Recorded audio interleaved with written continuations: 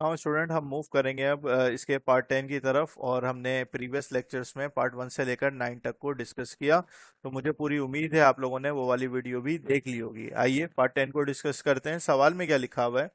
The x intercept of line is the reciprocal of y intercept. हमेशा याद रखिएगा कि अगर एक्स इंटरसेप्ट की बात करते हैं, एक्स इंटरसेप्ट की बात करते हैं तो वो ए के बराबर होता है, और अगर वाई इंटरसेप्ट की बात करते हैं तो वो बी के बराबर होता है। अब वो बोल रहा है एक्स इंटरसेप्ट इज, इसका मतलब is equals to reciprocal. Reciprocal मतलब है 1/b।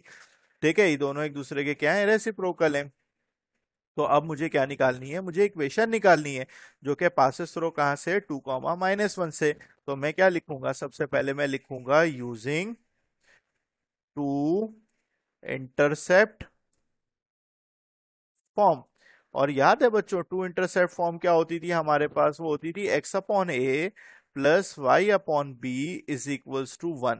सही है, a की जगह पे आपके पास 1/b आएगा, तो क्या ये आपके पास bx plus y upon b is equals to 1 नहीं हो जाएगा? बिल्कुल हो जाएगा।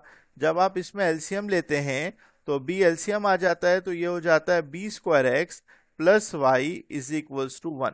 तो इक्वेशन आपके पास पता है क्या बन गई? इक्वेशन बन गई b² x plus y is equals to 1। This is your equation 1। ये फाइनल इक्वेशन है, लेकिन यहाँ पे b की वैल्यू मुझे नहीं पता। अब मैं b की वैल्यू निकालूंगा। मैं कैसे निकालूंगा? x की जगह पे 2, सेंस एक पॉइंट जो कि क्या है? 2, -1 पासेस थ्रू द लाइन।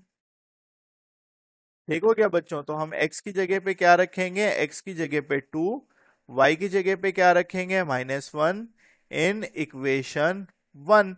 जैसे ही मैं रखूंगा तो ये हो जाएगा 4x। सही है, b²x है ना बच्चों? तो नहीं, x की जगह पे तो हम 2 रख रहे हैं, तो आपके पास 4 नहीं हो सकता। ये बेसिकली 2b² हो जाएगा। 2b² माइनस, और उसके बाद y की जगह पे मैंने क्या रखा है? माइनस, और ये इज इक्वल्स टू की जब उस तरफ गया है तो ये इज इक्वल्स टू बी हुआ है ना? ये इज इक्वल्स टू बी हुआ है। और 2b² माइनस, और यहाँ पे क्या आ जाएगा? 1 इज इक्वल्स टू बी। इसको थोड़ा सा अरेंज करेंगे तो 2b² minus b minus 1 is equals to 0। Sir इसमें तो हमें लग रहा है मिडिल टर्म फैक्टराइजेशन हो सकती है, तो कर दो। 2b² minus 2b plus b minus 1 is equals to 0। 2b common लोगे, b माइनस 1 प्लस 1 कॉमन लोगे, b minus 1 is equals to 0। Sir solve करेंगे ना तो b की वैल्यू आएगी -1/2 और b की वैल्यू आएगी 1। तो आपके पास दो आंसर्स आ गए b के। अब आप क्या करोगे पता है? Put be in equation 1। ठीक है, तो b² की जगह पे पहले लिख लो ना यहाँ पे, when b is equals to -1/2, और यहाँ लिख लो when b is equals to 1। तो आइए सॉल्व कर लीजिए इसको। b² था तो 1/4x हो जाएगा, प्लस y हो जाएगा इज इक्वल्स टू -1/2 होगा।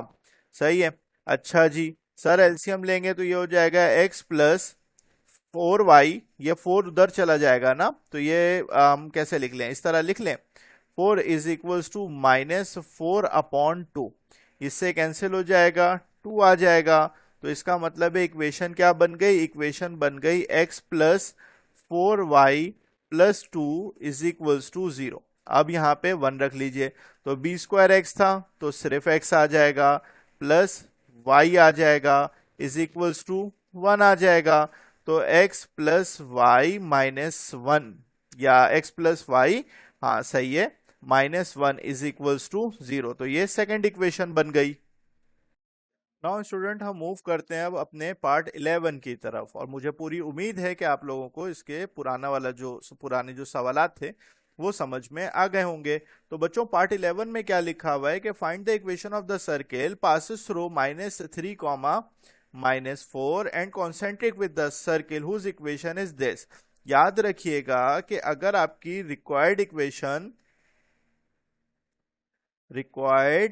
इक्वेशन अगर रिक्वायर्ड इक्वेशन इज कॉन्सेंट्रिक है, कॉन्सेंट्रिक का मतलब होता है a circle having same centre, concentric है तो इक्वेशन पता है क्या बनेगी, x square plus y square minus 6x plus 8y plus c is equals to 0। ये वाला पार्ट, ये वाला पार्ट, ये वाला सेम रहेगा, सिर्फ सी डिफरेंट होगा। और सर सी कैसे निकलेगा, तो सर -3, -4 दिया हुआ है ना, तो यहां लिख लेंगे put x is equals to -3 और y is equals to -4 in equation A. तो यहाँ पे -3 का स्क्वायर करेंगे तो आपके पास क्या आएगा बच्चों, 9 आएगा, -4 का स्क्वायर 16 आएगा, प्लस 6 को 3 से मल्टीप्लाई करेंगे तो 18 हो जाएगा, -8 को 4 से मल्टीप्लाई करेंगे तो 32 आएगा, plus c is equals to 0।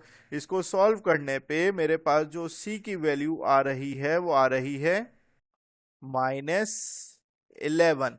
तो आपके पास जो फाइनल आंसर आएगा वो आएगा x square plus y square -6x plus 8y -11 is equals to 0। तो ये कितना आसान सवाल था। चलो नेक्स्ट पार्ट की तरफ मूव करते हैं।